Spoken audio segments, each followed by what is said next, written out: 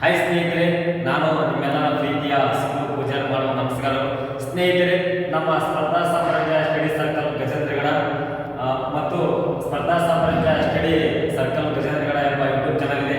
ಆ ಒಂದು ಎಲ್ಲ ನನ್ನ ಸ್ಪರ್ಧಾ ಮಿತ್ರರಿಗೆ ನಮ್ಮ ಚಾನಲ್ಗೆ ಸ್ವಾಗತವನ್ನು ಕೋರುತ್ತಾ, ಸ್ನೇಹಿತರೆ, ನಮ್ಮ ಕರ್ನಾಟಕದ ಪರಿಚಯ ಬಗ್ಗೆ ಸ್ವಲ್ಪ ತಿಳ್ಕೊಳ್ಳೋಣ. ನಮ್ಮ ಕರ್ನಾಟಕ 31 ಜಿಲ್ಲೆಗಳು ಒಳಗೊಂಡಿರ್ತದ.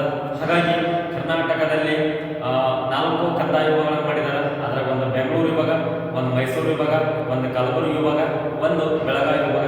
ಹಾಗಾದ್ರೆ ಇಲ್ಲಿ ಅತಿ ದೊಡ್ಡ ವಿಭಾಗವೆಂದರೆ ಅದು ಬೆಂಗಳೂರು ವಿಭಾಗ. ಹಾಗಾದ್ರೆ ಸ್ನೇಹಿತರೆ, ಬೆಂಗಳೂರು ವಿಭಾಗದಲ್ಲಿ ಏನಾಗುತ್ತಂದ್ರೆ ಮಲೆನಾಡಿನ ಹೆಬ್ಬಾಗಿಲು ಮತ್ತು ಮಲೆನಾಡಿನ ಸ್ವರ್ಗವೆಂದೇ ಪ್ರಖ್ಯಾತಿ ಪಡೆದಂತ ಒಂದು ಜಿಲ್ಲೆಯ ಬಗ್ಗೆ ಚರ್ಚೆ ಮಾಡೋಣ ಸ್ನೇಹಿತರೆ. ಹಾಗಾದ್ರೆ ಅದು ಯಾವ ಜಿಲ್ಲೆ ಅಂದರೆ ಶಿವಮೊಗ್ಗ ಜಿಲ್ಲೆ. ಯಾವ ಜಿಲ್ಲೆ ಅಂದರೆ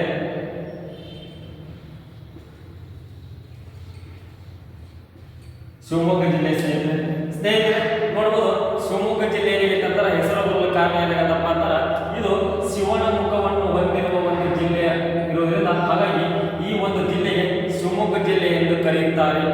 ಶಿವನ ಮುಖವನ್ನು ಹೊಂದಿರುವ ಒಂದು ಜಿಲ್ಲೆ ಅಂದ್ರೆ ಇದು ಶಿವಮೊಗ್ಗ ಜಿಲ್ಲೆ. ಹಾಗಾಗಿ ಇದಕ್ಕೆ ಶಿವಮೊಗ್ಗ ಅಂತ ಕರೀತಾರೆ.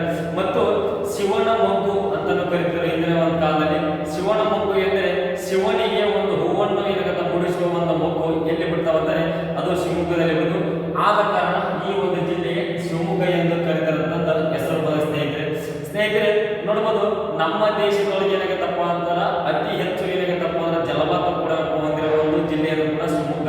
ಮತ್ತು ಅತಿ ದೊಡ್ಡ ಏನಾಗತ್ತ ಜಲಪಾತ ಅಂತಂದ್ರೆ ಒಂದು ಕುಂಚಿಕಲ್ ಜಲಪಾತ ಇದೆ.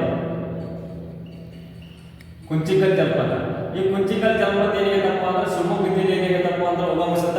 ಇದು ಯಾವ ನದಿಯಿಂದ ಸೃಷ್ಟಿಯಾಗಿತ್ತಪ್ಪ ಅಂದ್ರೆ ವರಾಹಿ ನದಿ. ವರಾಹಿ ನದಿ 455 ಏನಾಗತ್ತಪ್ಪ ಅಂದ್ರೆ ಮೀಟರ್ ಏನಾಗತ್ತ ಧುಮಿಕಿ. ಇದು ದೇಶದೊಳಗೆ ಇಷ್ಟು ದಿನ ಏನಾಗತ್ತಂದ್ರೆ ಜೋಗ ಜಲಪಾತ ಇತ್ತು. ಆದ್ರೆ ಇತ್ತೀಚೆಗೆ ಏನಾಗತ್ತಪ್ಪ ಅಂದ್ರೆ ದೇಶದ ಅತಿ ದೊಡ್ಡ ಒಂದು ಏನಾಗತ್ತ ಅತಿ ಎತ್ತರವಾದ ಒಂದು ಜಲಪಾತ ಅಂದ್ರೆ ಅದು ಕುಂಚಿಕಲ್ ಜಲಪಾತ ಸ್ನೇಹಿತರೆ. ಇದು ಶಿವಮೊಗ್ಗ ಜಿಲ್ಲೆ ಇದೆ. ಮತ್ತು ಎರಡನೇ ಅತಿ ದೊಡ್ಡ ಜಲಪಾತ ಅಂದ್ರೆ ಬಾರ್ಕನ್ ಜಲಪಾತ ಸ್ನೇಹಿತರೆ. ಬಾರ್ಕನ್ ಜಲಪಾತ ಇದು ಹೇಗಿತ್ತಪ್ಪ ಅಂದ್ರೆ ಸೀತಾ ನದಿಯಿಂದ ಸೃಷ್ಟಿಯಾದ ಒಂದು ಜಲಪಾತ. ಸೀತಾ ನದಿ ಸೃಷ್ಟಿಯಾದ ಜಲಪಾತ ಸ್ನೇಹಿತರೆ.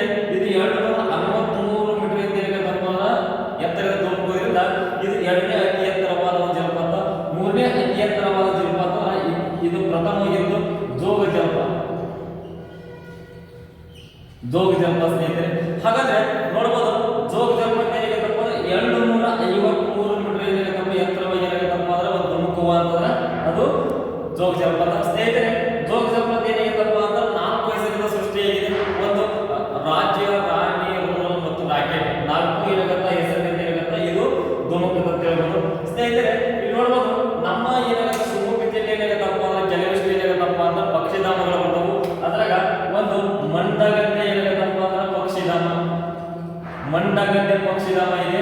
ಇನ್ನೊಂದು ಏನಾಗತ್ತಪ್ಪ ಅಂದ್ರೆ ಗುಡವಿ ಪಕ್ಷಿಧಾಮ ಇದೆ.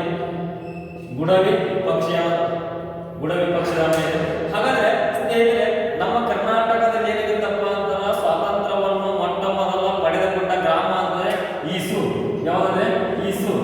ಈ ಈಸೂರು ಏನಾಗಿತ್ತಪ್ಪ ಅಂದ್ರೆ ಯಾವ ಜಿಲ್ಲೆಯಲ್ಲಿ ಬರ್ತಪ್ಪ ಅಂದ್ರೆ ನಮ್ಮ ಶಿವಮೊಗ್ಗ ಜಿಲ್ಲೆಯಲ್ಲಿ ಒಳಗೊಂಡಿರ್ತದೆ. ಶಿವಮೊಗ್ಗ ಜಿಲ್ಲೆಯಲ್ಲಿ ಏನಾಗಿತ್ತಪ್ಪ ಅಂದ್ರೆ ನಮ್ಮ ದೇಶದಲ್ಲಿ ಮೊಟ್ಟ ಮೊದಲ ಸ್ವಾತಂತ್ರ್ಯವನ್ನು ಘೋಷಿಸಿಕೊಂಡ ಮೊದಲ ಗ್ರಾಮ ಇರ್ಬೋದು. ಹೌದ್ರಿ, ಕಾಗದ ಕೈಗಾರಿಕೆ ಇರ್ಬೋದು, ಕಬ್ಬಿನ ಕೈಗಾರಿಕೆ ಆಗಿರ್ಬೋದು, ಸಿಮೆಂಟ್ ಕೈಗಾರಿಕೆ ಆಗಿರ್ಬೋದು. ಇವೆಲ್ಲ ಏನಾಗತ್ತಪ್ಪ ಅಂದ್ರೆ ಪ್ರಪ್ರಥಮವಾಗಿ ಏನಾಗತ್ತ ಕರ್ನಾಟಕದಲ್ಲಿ ಯಾವ ಜಿಲ್ಲೆಯಲ್ಲಿ ಬಂದಪ್ಪ ಅಂದ್ರೆ ಅವು ಶಿವಮೊಗ್ಗ ಜಿಲ್ಲೆಯಲ್ಲಿ. ನೋಡ್ಬೋದು, ಫಸ್ಟ್ ಏನಾಗತ್ತಪ್ಪ ಕಬ್ಬಿನ ಕೈಗಾರಿಕೆ. ಕಬ್ಬಿನ ಕೈಗಾರಿಕೆ ಏನಾಗತ್ತಪ್ಪ ಅಂದ್ರೆ 1923ರಲ್ಲಿ ಕರ್ನಾಟಕದ ಮೊಟ್ಟ ಮೊದಲ ಒಂದು ಕಬ್ಬಿನ ಕೈಗಾರಿಕೆ ಯಾವ ಜಿಲ್ಲೆಯಲ್ಲಿ ಅಂದ್ರೆ ಅದು ನಮ್ಮ ಶಿವಮೊಗ್ಗ ಜಿಲ್ಲೆಯಲ್ಲಿ. ಮತ್ತು ಕರ್ನಾಟಕದ ಮೊಟ್ಟ ಮೊದಲ ಒಂದು ಕಾಗದ ಕೈಗಾರಿಕೆ ಅಂದರೆ ಕರ್ನಾಟಕದ ಮೊದಲ ಕಾಗದ ಕೈಗಾರಿಕೆ ಅಂದರೆ ಇದು ಕೂಡ ಏನಾಗತ್ತಪ್ಪ ಅಂದ್ರೆ ಶಿವಮೊಗ್ಗ ಜಿಲ್ಲೆಯ ಭದ್ರಾವತಿಯಲ್ಲಿ. ಶಿವಮೊಗ್ಗ ಜಿಲ್ಲೆಯ ಭದ್ರಾವತಿಯಲ್ಲಿ 1936ರಲ್ಲಿ ಏನಾಗತ್ತಪ್ಪ ಅಂದ್ರೆ ಕರ್ನಾಟಕದ ಮೊಟ್ಟ ಮೊದಲ ಒಂದು ಕಾಗದ ಕೈಗಾರಿಕೆ ಸ್ನೇಹಿತರೆ. ಇನ್ನೊಂದು ಏನಾಗತ್ತಪ್ಪ ಅಂದ್ರೆ ಕರ್ನಾಟಕದ ಮೊಟ್ಟ ಮೊದಲ ಸಿಮೆಂಟ್ ಕೈಗಾರಿಕೆ. ಕರ್ನಾಟಕದ ಮೊದಲ ಸಿಮೆಂಟ್ ಕೈಗಾರಿಕೆ ಕೂಡ ಎಲ್ಲಿ ಬಂದಪ್ಪ ಅಂದ್ರೆ ನಮ್ಮ ಕರ್ನಾಟಕದ ಶಿವಮೊಗ್ಗ ಜಿಲ್ಲೆಯ ಭದ್ರಾವತಿಯಲ್ಲಿ. ಇದು 1939 ಏನಾಗತ್ತಪ್ಪ ಅಂದ್ರೆ ಬೆಳಕಿಗೆ ಬಂದ ಒಂದು ಸಿಮೆಂಟ್ ಕೈಗಾರಿಕೆ ಅಂದ್ರೆ ಅದು ನಮ್ಮ ಶಿವಮೊಗ್ಗ ಜಿಲ್ಲೆಯಲ್ಲಿ. ನೋಡ್ಬೋದು ಸ್ನೇಹಿತರೆ, ಇಲ್ಲಿ ಇನ್ನೂ ಏನಾಗತ್ತಪ್ಪ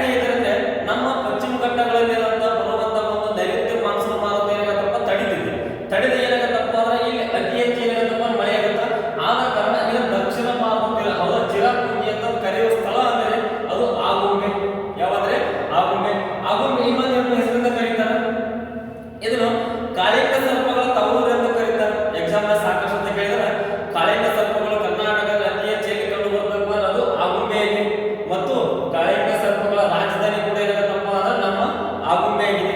ನೋಡುವ ಸ್ನೇಹಿತರೆ, ಇಲ್ಲಿ ನಮ್ಮ ಒಂದು ಶಿವಮೊಗ್ಗ ಜಿಲ್ಲೆಗೆ ಏನಪ್ಪ ಅಂದ್ರೆ ಕುವೆಂಪು ವಿಶ್ವವಿದ್ಯಾಲಯ,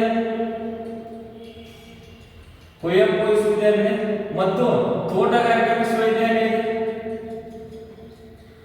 ತೋಟಗಾರಿಕಾ ವಿಶ್ವವಿದ್ಯಾಲಯ ಇದೆ. ಇನ್ನು ಹಲವಷ್ಟು ಏನಾಗತ್ತಪ್ಪ ಅಂದ್ರೆ ಇಲ್ಲಿ ಎಲ್ಲ ಏನಾಗತ್ತ ನಮ್ಮ ಶಿವಮೊಗ್ಗದಲ್ಲಿ ಏನಾಗತ್ತ ಅತಿ ಒಂದು ಏನಾಗತ್ತ ಒಂದು ಮಹಾನಗರ ಪಾಲಿಕೆ ಅನ್ನೋದು ಅತಿ ಒಂದು ಸುಂದರವಾದ ಜಿಲ್ಲೆ ಅಂತ ಹೇಳ್ಬೋದು. ಹಾಗಾದ್ರೆ ಸ್ನೇಹಿತರೆ ನೋಡ್ಬೋದು ನಮ್ಮ ಕರ್ನಾಟಕದಲ್ಲಿ ಏನಾಗತ್ತಪ್ಪ ಅಂದ್ರೆ ಕುಮ್ಮದ್ದುದ್ದಿ ನದಿ ಆಗಿರ್ಬೋದು ಮತ್ತು ಭದ್ರಾ ನದಿ ಆಗಿರ್ಬೋದು, ಹೌದಾ, ತುಂಗಾ ನದಿ ಆಗಿರ್ಬೋದು. ಇನ್ನೊಂದು ಏನಾಗುತ್ತೆ, ಈ ಒಂದು ಜಿಲ್ಲೆಯಲ್ಲಿ ಒಂದು ಗಾಜನೂರು ಅಣೆಕಟ್ಟನ್ನು ಕಟ್ಟಲಾಗಿದೆ.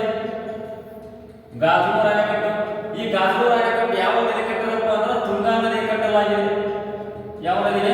ತುಂಗಾ ನದಿ